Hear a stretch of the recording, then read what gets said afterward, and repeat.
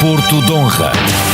Uma hora de grandes conversas na Rádio Festival, com a jornalista Alexandra Pereira. Foi em 1968 que se materializou a ideia de criar um espaço onde os funcionários da Câmara Municipal do Porto pudessem encontrar o que fazer nos tempos livres. 50 anos passaram e a missão do Centro Cultural e Desportivo dos Trabalhadores da Câmara do Porto cresceu de dentro para fora, sendo esta hoje uma casa aberta para todos. Em Porto de Honra recebemos esta semana Gouveia Santos, presidente do Centro Cultural e Desportivo da Câmara Municipal do Porto. Sejam bem-vindos. Porto de Honra. Seja bem-vindo, Dr. Gouveia Santos. Muito obrigada por estar hoje aqui connosco, numa semana ainda de festejos, por assim dizer. Antes de mais, muito obrigado pelo convite. É com muito gosto que aqui estamos. E é verdade, estamos ainda mais uma semana de festejos. Nós decidimos que o ano de 2018 seria todo ele um ano de iniciativas, portanto, alusivas ao nosso cinquentenário. Porque vale a pena, não é? Recordar todo este trabalho que tem sido feito. Podemos começar pela história, recuar até 1968, perceber as motivações que estiveram entre estes homens e mulheres para criarem o que é hoje este centro aberto à cidade.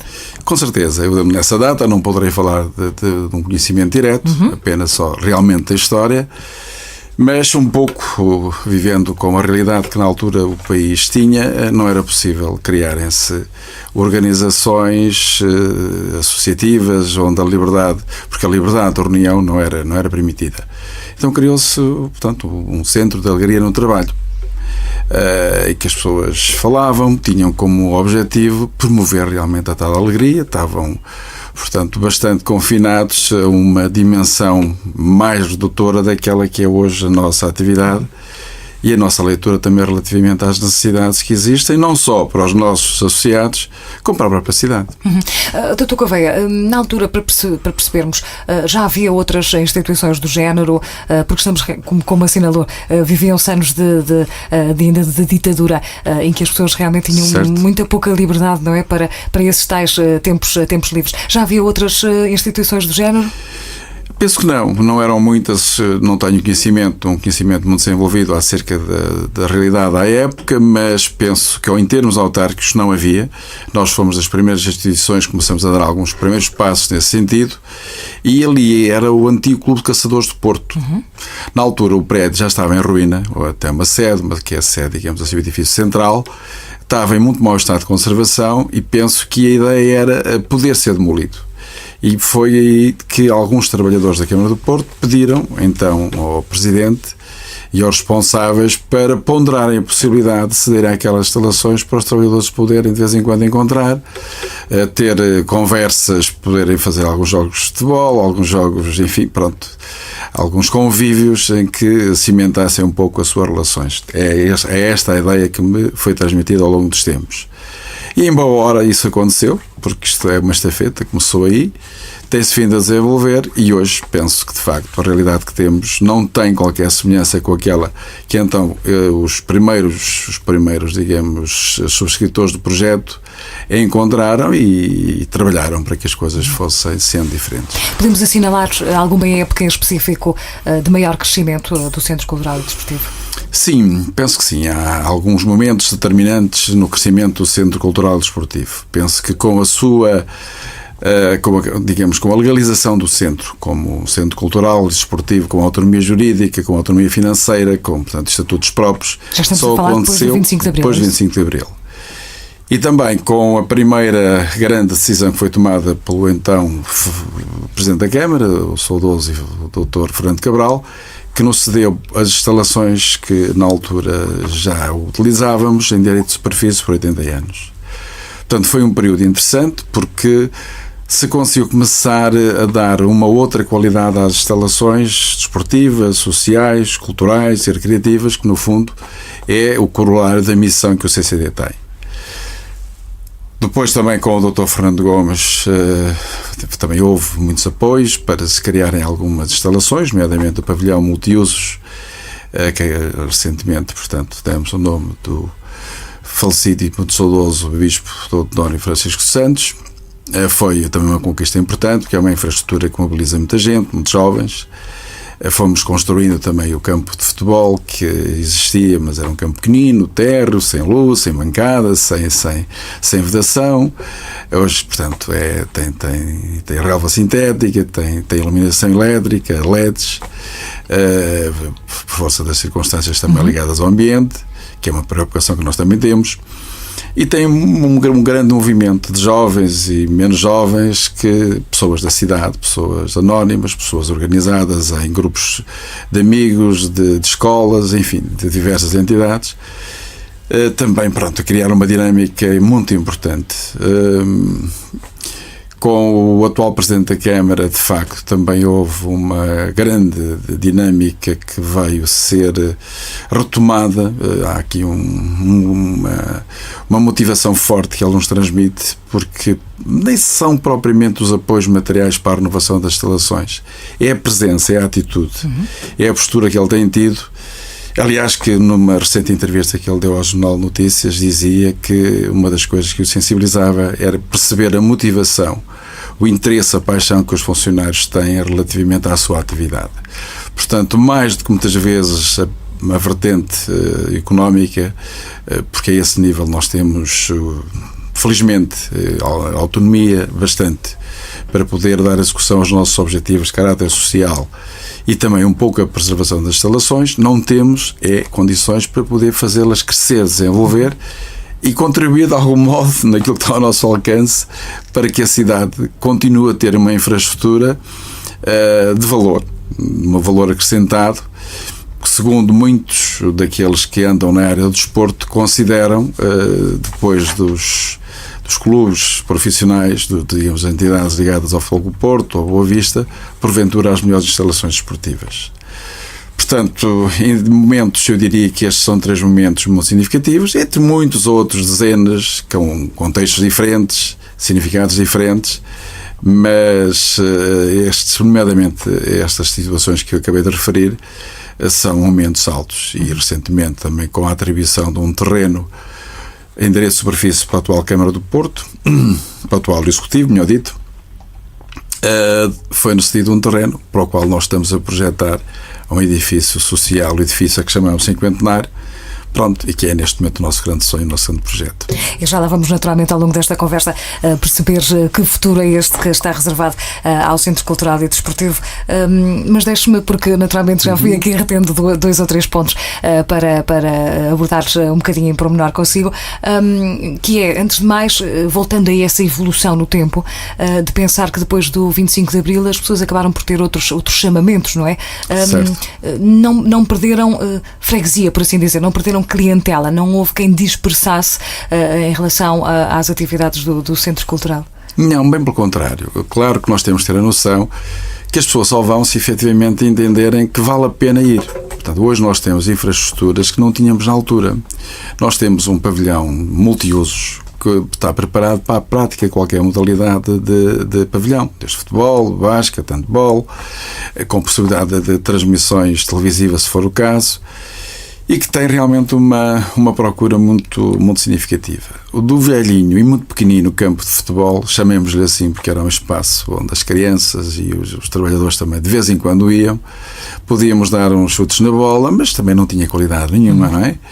Pronto, evoluiu-se para um campo relevado, com as medidas necessárias para a prática e mesmo associativa do futebol, se fosse esse o nosso objetivo, e não é propriamente esse. O nosso objetivo é procurar disponibilizá-lo aos associados em primeiro lugar, mas que, pronto, infelizmente não conseguem ter disponibilidade para ir lá com regularidade, mas pronto, a toda a cidade, porque as nossas instalações são abertas a toda a cidade. Quem quer que eventualmente entenda ter ali o local para fazer aquilo que lhe interessa sob o ponto de vista desportivo, cultural, ou recreativo ou outro, nós temos todo o prazer em estar associados a isso. Nós procuramos ser uma infraestrutura que responda aos interesses da cidade e dos seus cidadãos. A Universidade Sénior, por exemplo, Eugênio Andrade, tem neste momento cerca de 500 alunos, e desses 500 alunos, quase que a sua totalidade são pessoas que não têm nada a ver com a Câmara do Porto, mas são cidadãos que, pelas suas próprias palavras, dizem que reencontraram ali a vitalidade que precisavam, digamos assim, a felicidade, a possibilidade de confraternizarem, de aprenderem, mesmo sendo muitas vezes deles já formados, de poderem conviver, de poderem viajar, de poderem almoçar com os seus amigos, de terem horários, né? De quererem aprender línguas diferentes, de quererem aprender mais qualquer coisa sobre a internet, sobre a história, sobre o alemão, sobre o inglês, tantas coisas. Para nós isto é um motivo de grande felicidade.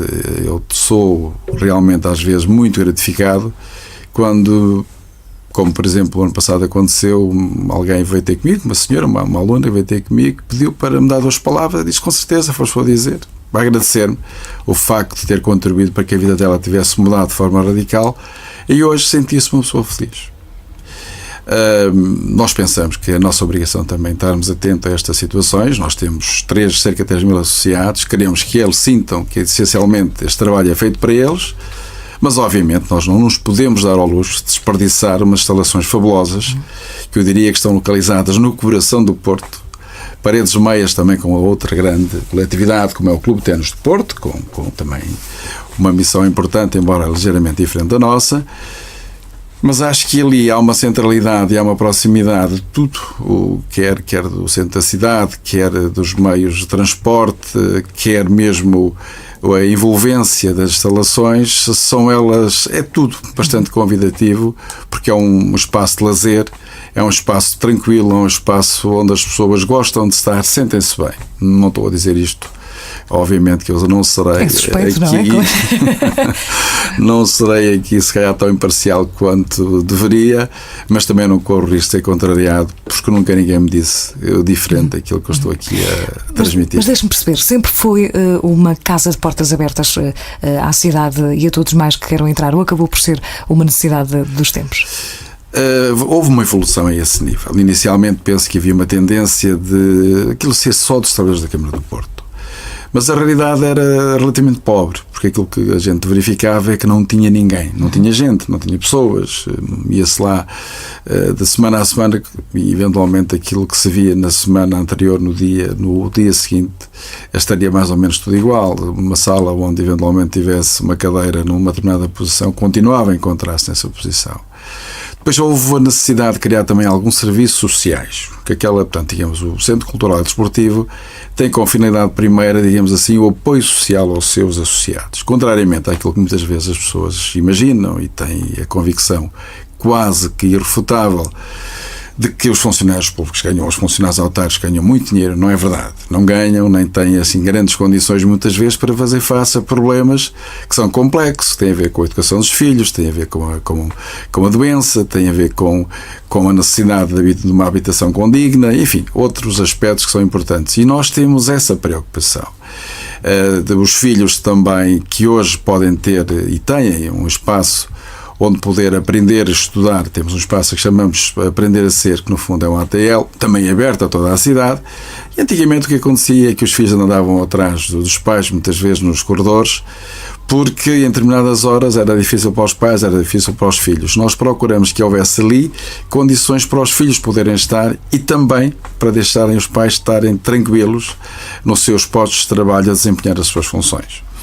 Portanto, ter cerca de 2 hectares na rua Álvaro Dal, número 292, passa a publicidade, e não ter a noção de que se nós não os conseguíssemos dinamizar estes espaços todos com infraestruturas que pudessem agradar à cidade, não faria sentido. Teríamos que ter, penso que a lucidez de dizer nós não somos capazes de dinamizar este espaço, não somos capazes de trazer aqui gente, por isso deem outra finalidade.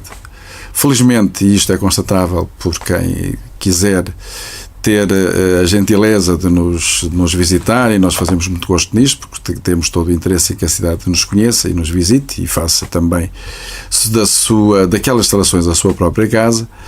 Nós queremos que quem vá sinta conforto, sinta higiene, sinta limpeza, sinta simpatia, sinta acolhimento, sinta-se bem. Não é?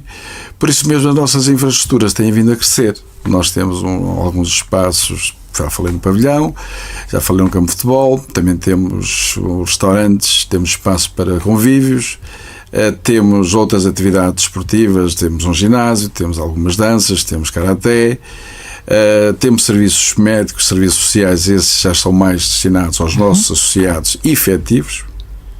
Aproveito para dizer que nós temos também duas qualidades de associados, são os associados que são trabalhadores da Câmara Municipal do Porto, mas qualquer pessoa pode ser associada, desde que a direção assim o aceite, pagando 1% sobre o ordenado mínimo nacional. É uma verba irrisória e que tem algumas vantagens na utilização de instalações e também, pronto, na frequência de algumas atividades. Portanto, só não é sócio quem eventualmente não o desejar. Se o desejar e quiser assumir connosco este compromisso, evidentemente não tem as mesmas regalias que o associado que paga 1% da sua remuneração para poder ser sócio e beneficiar das regalias sociais, mas tem algumas regalias que eu acho que são, apesar de tudo, importantes. Não é elegível nem pode ser eleito, mas tem outras garantias que me parece justificarem esta ligação, esta possibilidade de pertencer a uma instituição que tem orgulho naquilo que tem feito e procura todos os dias fazer um bocadinho melhor. Deixe-me só fazer um parênteses para desafiar quem nos acompanha, se tiver essa possibilidade, porque não, visitar até o site portoccd.org, vai podendo também acompanhar as informações que aqui estamos naturalmente a abordar um bocadinho mais pormenorizadamente e da maneira que as palavras, não é? Que nos permitem outra cor. Destes 3.000 associados, como já disse, que atualmente tem, para percebermos percentagem de quem é de dentro, quem é de fora, por assim dizer, no bom sentido, não é? Neste momento a percentagem ainda é muito desigual. Digamos, os associados de fora ainda são pouco significativos em termos de números. Nós temos, portanto, cerca de 100 miúdos no espaço Aprender a Ser. Alguns dos pais são associados, há outras pessoas que, pelo conhecimento que têm, pela proximidade que têm, também são associados. Não temos, se calhar, desenvolvido ou divulgado tanto esta possibilidade quanto isso, mas estamos convencidos, e é um dos nossos objetivos, é que este número de associados venha a crescer. Mas a esmagadora maioria são sócios e funcionários da Câmara Municipal do Porto. Ou seja, o cinquentenário aqui também pode dar essa ajuda, não é? No sentido em que acabam por abrir-se ainda mais à cidade, explicando que, apesar deste nome que engloba os trabalhadores da Câmara Municipal do Porto, não é só para eles, não é? Não, verdade. Aquilo que está a dizer é rigorosamente um dos nossos grandes objetivos. É cada vez mais, e sempre foi assim, tem vindo a ser assim, e é que as instalações, sejam da cidade do Porto, sejam de todos os cidadãos, eu posso dizer-lhe que temos uma escola criada por nós, mas que, pronto, digamos, a gestão é completamente autónoma, que é a escola Hernani Gonçalves, portanto, temos o nome de um ex-vereador da Câmara do Porto, de um homem que também esteve muito ligado ao Fogo do Porto, uma imagem pública, uma imagem simpática. Neste momento tem cerca de 700 alunos, são 700 miúdos, e penso que lista de espera, porque mais gostariam de poder ali praticar desporto. E nós também temos a noção de, quando se fala na prevenção de alguns problemas e também do desenvolvimento social dos jovens e da criação de alguns hábitos saudáveis, da tal vida que nós todos desejamos, que é uma vida com qualidade, com saúde, com condições para amanhã nas diferentes situações em que vamos ter que nos confrontar com os problemas, sejamos capazes de responder de forma mais positiva, porventura mais conhecedora. Não sei se isto é muito, se é pouco, é o que a gente pode, mas temos grande orgulho em fazer afirmações desta natureza. Hoje, sim, são sempre muitas dezenas, muitas centenas as pessoas que nos procuram. Era isso que eu ia convidá-lo para fazer uma reflexão em relação a esses números, porque não sei se acabam por permitir fazer uma leitura daquela que é hoje em dia a vida da cidade do Porto, porque, falando de crianças, estamos a falar de famílias. Certo. Numa altura em que debatemos a pressão turística, há uns anos debatíamos o facto do Porto estar muito deserto. Podemos fazer alguma leitura a partir dessas 700 crianças que frequentam o centro? Penso que não, relativamente às questões turísticas, não é propriamente a razão de ser deste crescimento. Penso que o crescimento tem a ver com as condições. Nós temos dezenas de balneários com todas as condições higiosanitárias. Temos também algumas zonas de proteção, se algum miúdo se magoar, também temos, portanto, postos de enfermagem, temos médicos que, em situações emergentes, não deixarão de dar os primeiros socorros. A escola tem, penso, um corpo docente qualificado. Penso que é um projeto muito sério, muito qualificado, que pronto, satisfaz os pais. Os pais estão lá com regularidade, vão ver os treinos, vão ver os jogos, vivem aquilo com uma intensidade, eu diria que às vezes até excessiva, que é uma coisa que é normal. Pronto, são as emoções, e as emoções à flor da pele quando se trata dos filhos são um bocadinho porventura excessivas, mas é o calor e é toda uma dinâmica muito própria que acaba por resultar também em muitas sinergias, porque os pais também podem ir para o ginásio e praticar desporto quando esperam pelos treinos dos filhos, têm um local para tomar um cafezito, para comer qualquer coisa se assim o desejarem. Tem também a hipótese de fazer outras coisas. Recentemente criámos uma companhia de teatro, a Colmeia, que já levou e feito também uma peça de teatro muito bonita, A Gota de Mel. E os pais podem participar em tudo, têm conhecimento destas de nossas iniciativas e aquilo está aberto a toda a gente. Portanto, para além disso, há lá lugares a partir que são mesmo muito, muito agradáveis, são paradisíacos, digamos assim, porque têm árvores, têm espaços que ontem tiveram outras finalidades, como por exemplo minigolf, e hoje são zonas de acolhimento onde as pessoas podem estar a ler um livro, podem eventualmente estar a brincar com os filhos, podem fazer algumas atividades e algumas iniciativas num ambiente muito central, no coração da cidade do Porto, como há bocadinho disse, e com um enquadramento, eu diria, um bocadinho bucólico, quase parece que estamos na aldeia, mesmo estando onde estamos, Rua Alves de Alves. Outra reflexão que também anotei para lhe colocar aqui nesta nossa conversa, que é em que medida acaba por influenciar quem está à frente do Executivo da Câmara Municipal do Porto. Há bocadinho fez referência a alguns presidentes, não sei se foi de propósito ou não, mas não referiu todos, pelo menos não de última geração. Em que medida que influencia quem está à frente do Executivo? Vamos lá, nós evidentemente que tivemos sempre boas relações com todos os presidentes, alguns mais próximos, outros menos, mas a nossa relação é e continuará a ser sempre de grande proximidade com todos os executivos. Evidentemente que, falando do presente, que é aquilo que importa, neste momento diremos que todo o executivo sem exceção, nos dá muito apoio. Ainda no passado sábado, dia 13, quando se tratou do dia que nós elegemos como mais importante nas comemorações cinquentenário, nós tínhamos representados todos os partidos. Houve um ou outro vereador que não pôde estar, por razões próprias, por razões pessoais, mas até tiveram, digamos assim, a simpatia e a humildade de me telefonar e me dizer a razão pela qual não estavam presentes. Este Presidente da Câmara, de facto, tem uma postura muito própria de estar. Ele estimula-nos bastante, motiva-nos, porque, como digo, não é propriamente a parte material que é o mais importante de tudo. É o estar presente. Nós fazemos algumas iniciativas, pelo menos 1, 2 vezes pelo ano, como sejam algumas ceias para o sem-abrigo. Todos os anos, no Natal, nós fazemos uma ceia, às vezes também na Páscoa. Fazemos também os jantares de Natal para os associados e funcionários da Câmara e também seus familiares. E o Executivo está quase sempre todo representado. O Presidente da Câmara está representado. Tem uma palavra de estímulo, tem sempre uma forma... E não é para a direção, é claro para a direção, mas também é para todos os trabalhadores que ali estão.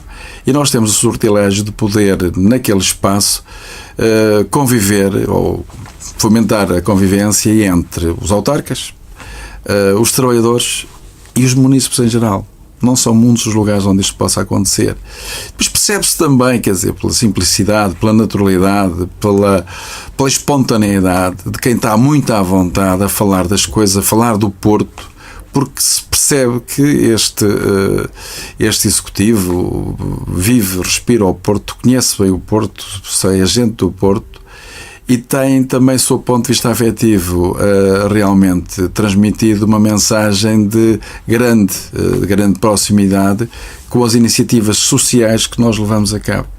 Portanto, eu não posso desvalorizar isto, pelo contrário. Eu tenho que valorizar e tenho que dizer que me parece que isto é muito importante e muito saudável, não só para nós, enquanto CCD, diria também, talvez extrapolando, mas que para o próprio ambiente da Câmara Municipal do Porto é importante as pessoas perceberem que os mais responsáveis, aqueles que são eleitos, não se esquecem que os trabalhadores da Câmara do Porto também têm uma palavra no dia-a-dia de referência para que a cidade reconheça que as coisas estão a acontecer, no bom sentido. Não querendo, e aproveitando que acabou por extrapolar um bocadinho, e não querendo fazer aqui uma leitura muito sindicalista do cenário, mas que tempos são estes, de uma forma geral para os trabalhadores autárquicos, de uma forma em particular para os trabalhadores da Câmara do Porto? Bom, essa realmente é uma pergunta um bocadinho mais complexa. Eu não queria, embora tenha todo o gosto em poder falar disso, não tenho qualquer dificuldade nesse sentido. Eu diria que, efetivamente, pronto, toda a gente sabe aquilo que aconteceu em Portugal nos últimos anos, como a crise não atingiu só os funcionários desta ou daquela instituição. Toda a gente sabe o que é que aconteceu aos funcionários, aos trabalhadores de uma forma geral, aos trabalhadores da função pública, aos trabalhadores da administração local, também, obviamente que sim. Já sei lá há quantos anos é que não há aumentos, ou redução de vencimentos, essas coisas todas. Mas essa não é propriamente, digamos assim, o nosso foco. O nosso foco é ligeiramente diferente, não é por uma questão de facilidade, é por uma questão de realidade, não é? Poderia eventualmente ser, mas é nas dificuldades que normalmente se percebe melhor quem é que está próximo, quem é que se preocupa e de que modo é que pode até ajudar a ultrapassar uma dificuldade. Como digo, não se pode traduzir tudo só em questões meramente materiais.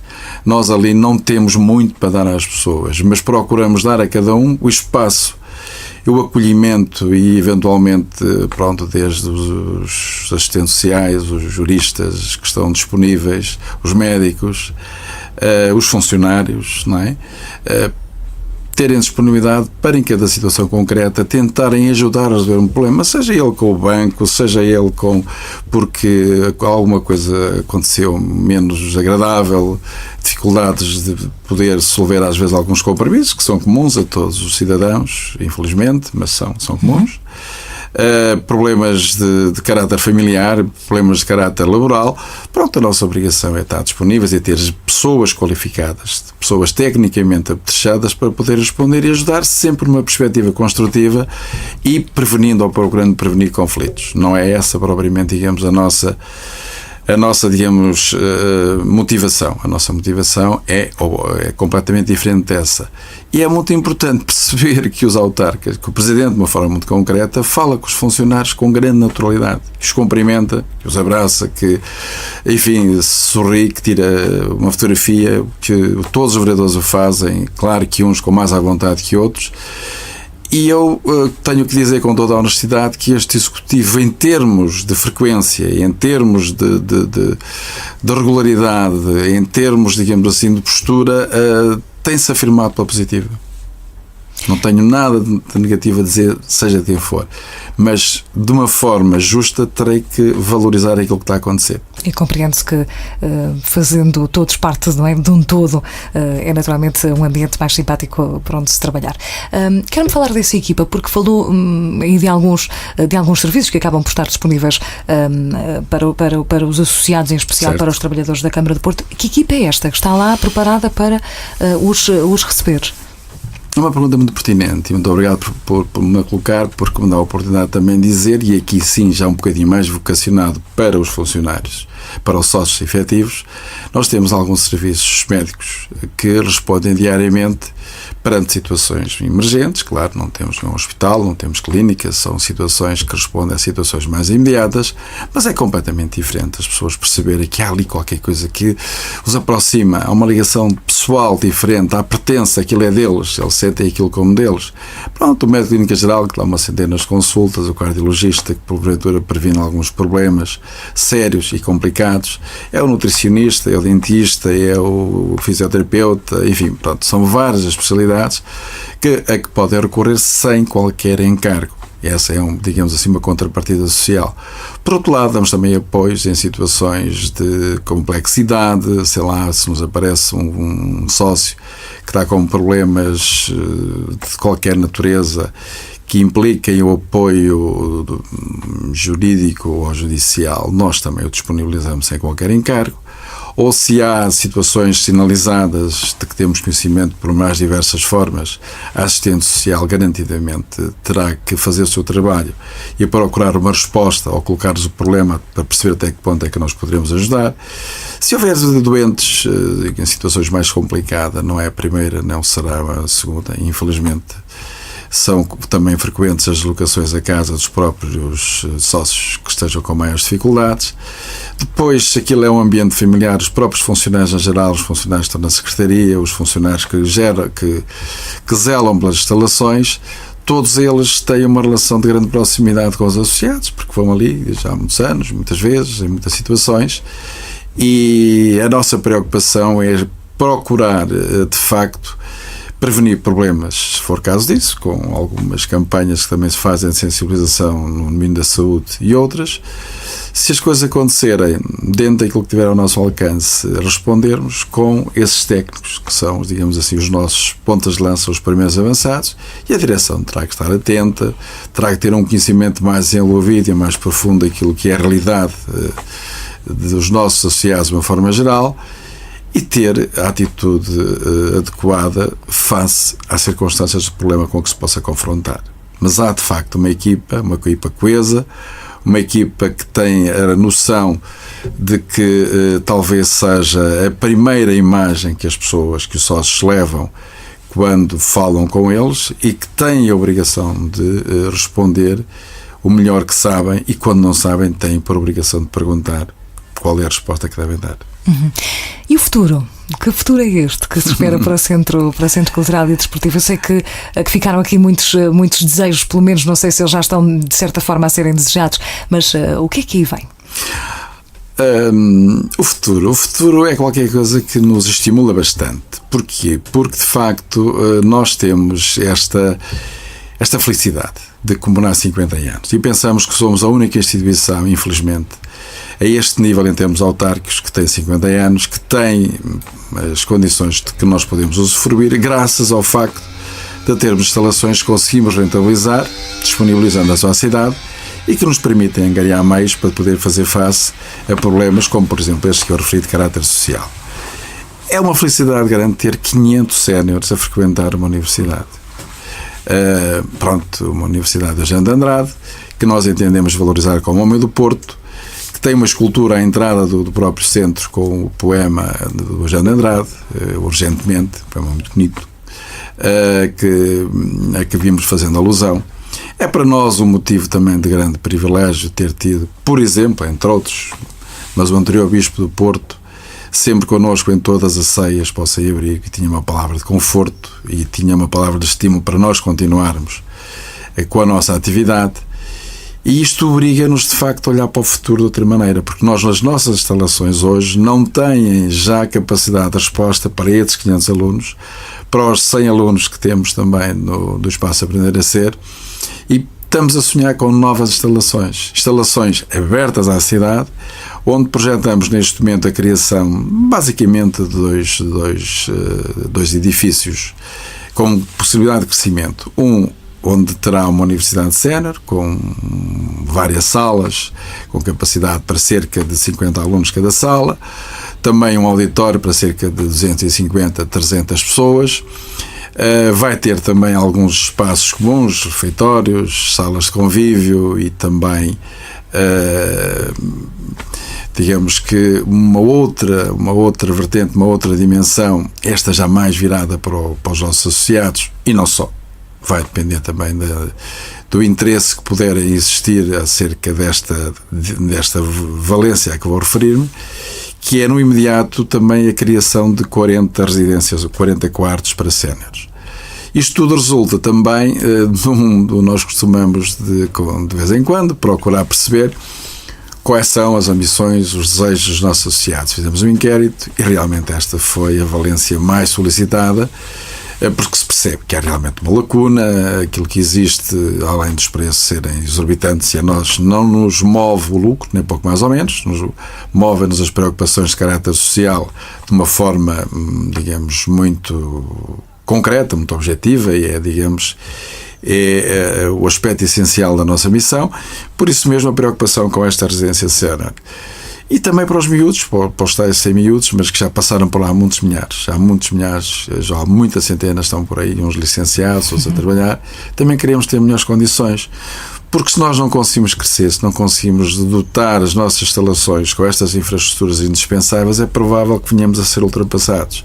A partir do momento que tivemos a felicidade de a Câmara, por uma proposta que o Dr. Rui Moreira fez no sentido de nos ser atribuído aquele terreno em direito de superfície, penso que foi aprovada por unanimidade pela Câmara e pela Assembleia Municipal, nós temos que dar uso àquele espaço.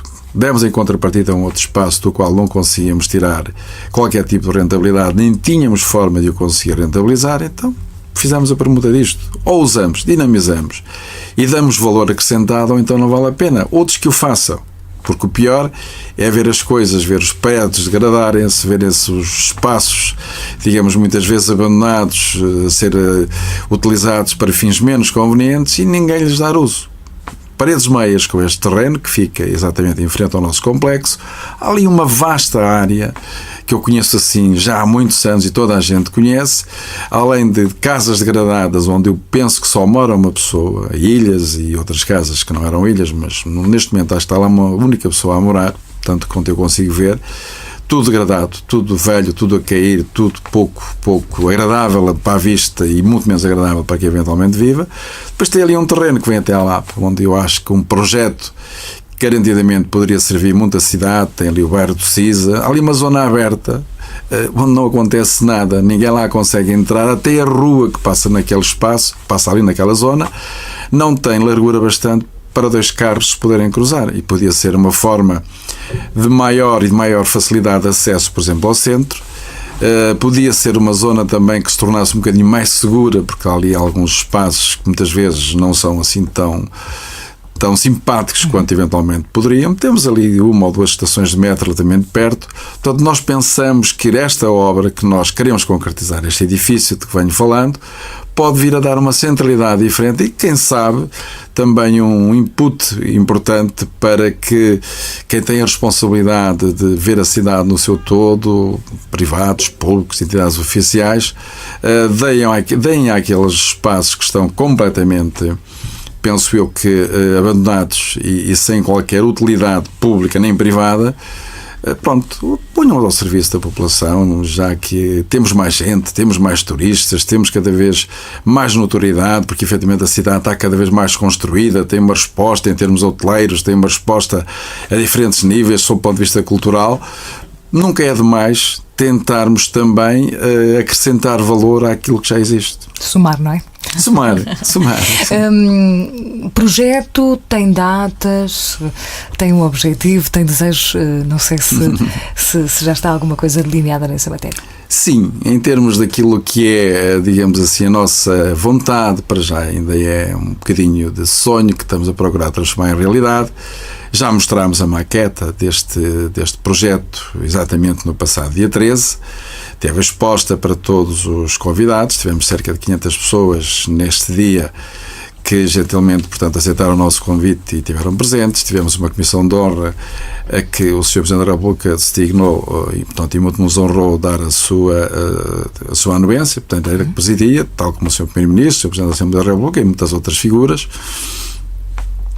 Para além da comissão de honra, muitas outras pessoas da cidade, todas as instituições foram convidadas, aceitaram. Pronto, e entre uns e outros tiveram cerca de 500 pessoas que tornaram, digamos, este dia um dia bonito, um dia inesquecível. Mostramos a maquete e era disso que eu queria falar. E na maquete já está previsto, como disse, um pouco daquilo que aqui referi, em termos das valências, quer para a universidade, quer para a residência sénior, quer para os miúdos, para o espaço Aprender a Ser, quer para o auditório, que é também, digamos, uma infraestrutura de que a cidade com certeza poderá tirar alguma vantagem.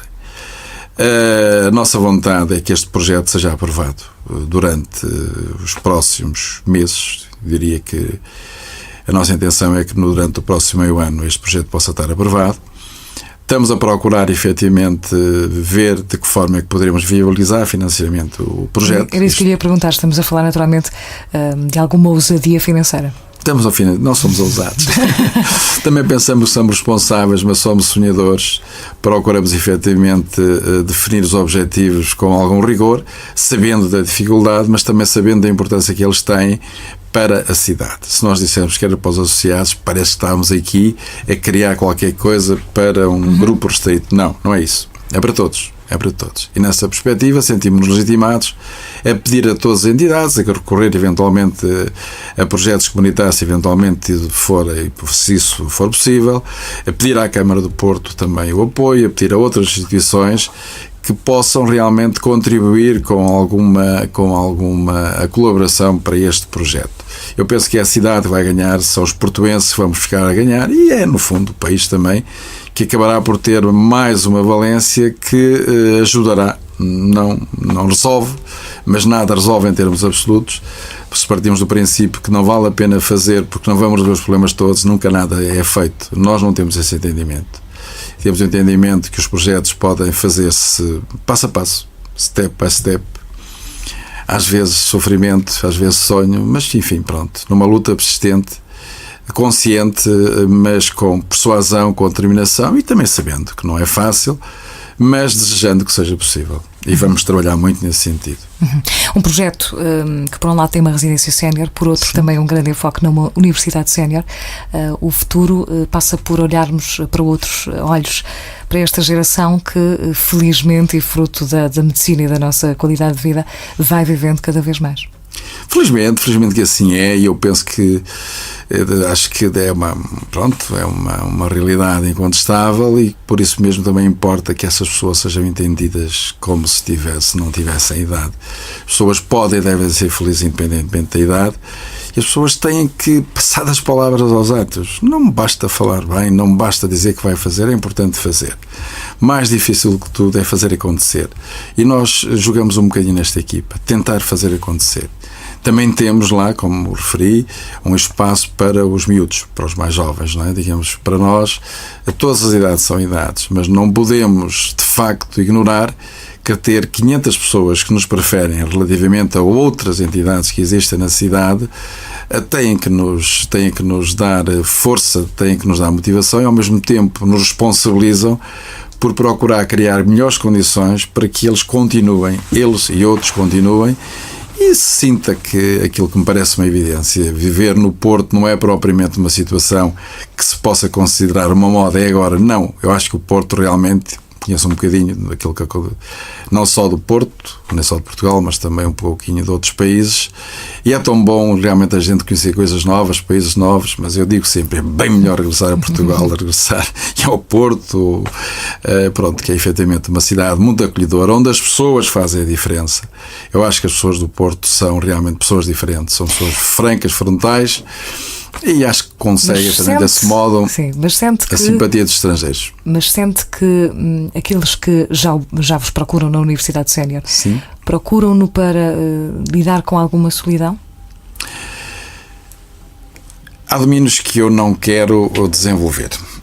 Não é com o problema de não falar das coisas, é o problema de procurar efetivamente não desenvolver, respeitar aquilo que é. Tem uma ótica muito positiva, não é? Muito positiva, só tenho razões para isso, porque efetivamente está a ver quem tinha o centro, aquilo que era o orçamento que tinha, 100 contos na altura e não sei o quê, pronto. Hoje a realidade é completamente diferente. Nós temos que acreditar que é possível quando se trabalha para que as coisas aconteçam. Mas é evidente que as pessoas sentem solidão pelos problemas mais graves e não necessariamente só nas idades séniores. As pessoas se estão habituadas a trabalhar, deixam de trabalhar, com certeza perguntam-se: eu quero o que é que eu vou fazer hoje? Não é? Hoje de manhã, por exemplo, olha, uma história interessante, um médico meu amigo telefonou-me e disse: olha, o que é que vais fazer? Eu estou a trabalhar. Disse: pois, eu ainda estou a projetar o meu dia, ainda estou para ver o que é que eu vou fazer. Eu disse: olha, é um exercício interessante, mas ao mesmo tempo que lhe disse isso, não deixei de pensar, de facto, quando as pessoas pensam que ficar reformados é só vantagens, eu acho que não, né? Que efetivamente também me parece que se as pessoas não tiverem ocupação, se não tiverem oportunidade de convívio, não vão estar muito felizes durante muito tempo, não é? Vão começar a sentir falta de qualquer coisa. Para chegar ao mercado de trabalho nós preparamos para sair dele, não é? É verdade. É verdade. Eu penso que sim, não há uma preparação para esse efeito. Um dia para o outro as pessoas deixam de trabalhar e agora o que eu vou fazer? Porventura acham muita piada durante um tempo, se calhar começam a deixar menos.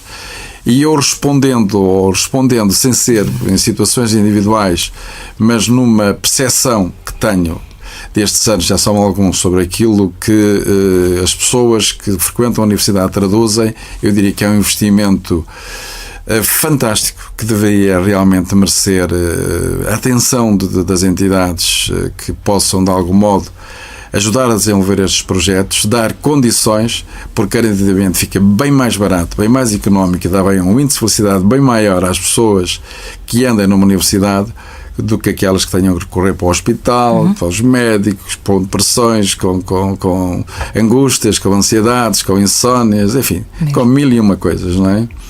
Acho que vale a pena mais conviver, divertirem-se, e é super interessante vê-los com uma vivacidade, com um entusiasmo que, se quem me tiver a ouvir, garantidamente vai entender o que eu vou dizer, mas com uma jovialidade, eu diria quase com uma adolescência fabulosas, fantásticas, lindas de poder constatar. Deixa-me perguntar, porque agora estamos a falar em quem deixa de trabalhar, e a base do Centro Cultural e Desportivo é dar aqui vantagens acrescidas para quem é trabalhador da Câmara Municipal do Porto. E quando eles deixam de ser trabalhadores da Câmara Municipal do Porto, porque também se reformam, continuam com as mesmas vantagens? Continuam. Desde que, com o desejo, desde que continuem a pagar cotas, porque aqui é uma obrigação. Nós ali não temos condições para oferecer nada de gratuito, a não ser efetivamente aquilo que é o serviço, a qualidade e a disponibilidade de cada um. Do resto, tudo tem que ser pago. Aliás, eu sou contra a gratuitidade, porque efetivamente aquilo que eu encontrei numa fase inicial, era uma enorme degradação, porque as pessoas não tinham que pagar, mesmo que marcassem qualquer tipo de iniciativa ou de evento, não indo, não pagavam. Portanto, hoje não, as pessoas têm que pagar. Sabemos que temos taxas digamos assim, de aluguer dos espaços esportivos que são altamente competitivas, sabemos da qualidade e sabemos, digamos, daquilo que é feito noutros sítios, portanto, estamos inteiramente à vontade. Os nossos associados têm esse nível também, alguma vantagem, pagam menos, mas pagam. Ali, quem utiliza, paga. Isto é determinante para se conseguir preservar a qualidade das instalações. As pessoas não podem sair dali com razão de queixa relativamente à limpeza, ou porque o chuveiro não funciona, ou porque a porta efetivamente não está bem, ou porque a casa de banho não está limpa. Não. Ou porque não há segurança, porque mesmo logo à entrada há uma baia, o acesso não é, digamos, livre numa perspectiva de não haver nada que defina que há um limite para as coisas, não é? As questões de segurança também nos preocupam, porque temos lá miúdos, porque temos lá gente de todas as faixas etárias, e temos gente sempre nas instalações para procurar que haja essa segurança. Por outro lado, procurando ser mais objetivo relativamente à pergunta que me colocou, ser sócio aposentado, ser sócio no ativo não altera os direitos nem as obrigações. Deixe-me voltar ao inquérito que há bocadinho falou e que serviu também de base para perceber quais eram os desejos, não é, de futuro dos associados. Permitiu-lhe retirar mais alguma conclusão esse inquérito? Permitiu retirar algumas conclusões simpáticas relativamente àquilo que eles avaliam como a qualidade dos serviços que são prestados. Naturalmente que as pessoas têm sempre algumas ambições e evidentemente gostariam de ter mais regalias sociais, mas nós só podemos dar, ou só damos aquilo que está ao nosso alcance, e felizmente, pese embora as enormes dificuldades tidas ao longo destes anos, os anos da crise essencialmente, que não era fácil, e é compreensível que não pudesse haver grandes apoios, nós nunca diminuímos as nossas contrapartidas sociais, os apoios que dávamos continuamos a dar. Tivemos que fazer alguns ajustamentos, mas nunca no sentido de retirar apoios, nem diminuí-los, tentar às vezes uma distribuição um bocadinho mais equitativa em função das circunstâncias com que nos íamos deparando, mas de uma forma muito consensual e muito alargada. Realmente a grande ambição é esta parte que lhe falei, são as residências sénior, são os quartos, são as preocupações que as pessoas têm, o que é que me vai acontecer quando eu eventualmente não puder fazer por mim, a minha família não possa ajudar-me naquilo que é essencial, como tomar banho, como levantar-se, como ir comprar um medicamento e não poder, como aquelas coisas que aparentemente não surgem, e nós temos conhecimento concreto de dezenas de situações em que, infelizmente, esses problemas são um grande obstáculo. Portanto, temos também algumas parcerias com outras instituições diversas que nos ajudem nestas questões e que possam também ajudar a responder a estes problemas neste contexto, porque efetivamente teremos que reconhecer, e é normal, é a lei da vida, não é? Que em determinado momento começa a haver menos capacidade de resposta face às necessidades que temos, todos temos, não é? Uhum. Bom, em instantes finais, só para recordar que o Centro Cultural e Desportivo dos Trabalhadores da Câmara do Porto é porta aberta para todos. Quero recordar onde é que estão, onde é que os podemos visitar. Claro que sim, mas antes, se me permitir, gostaria de lhe agradecer muito esta oportunidade e a forma tão natural, tão agradável como teve a gentileza de colocar as questões. Vale a pena realmente ouvir a Rádio Festival, não só nos seus programas, que eu acho que vão muito de encontro àquilo que é o Porto vivo, o Porto autêntico. Portanto, quero cumprimentá-la, cumprimentar a Alexandra, cumprimentar as pessoas que estão na Rádio Festival, mas dizer-lhe que nós ficamos na rua, já sede é na rua Álvaro Dol, número 292, era um antigo clube de caçadores do Porto, ao lado do Clube de Ténis do Porto. Também estou aqui a fazer, de algum modo, a divulgação deste clube com o qual temos excelentes relações. E pode chegar-se lá, eu diria, a pé, pode chegar lá por metro, que está lá uma estação, portanto, que fica ali muito próxima. Autocarro na Rua da Constituição. A referência também importante pode ser os Bombeiros Sapadores, à Rua Álvaro Dol ou às nossas instalações. São 5 minutos, 10 minutos a pé. Fica o convite, não é? Para vos visitarem e, quem sabe, juntarem-se a vocês. Fica claro. Muito obrigado. Muito obrigada. E assim termina mais um Porto de Honra. Hoje tivemos a conversa com Gouveia Santos, presidente do Centro Cultural e Desportivo dos Trabalhadores da Câmara do Porto. De hoje a 8 dias servimos mais um Porto de Honra. Tenha uma boa semana. Porto de Honra.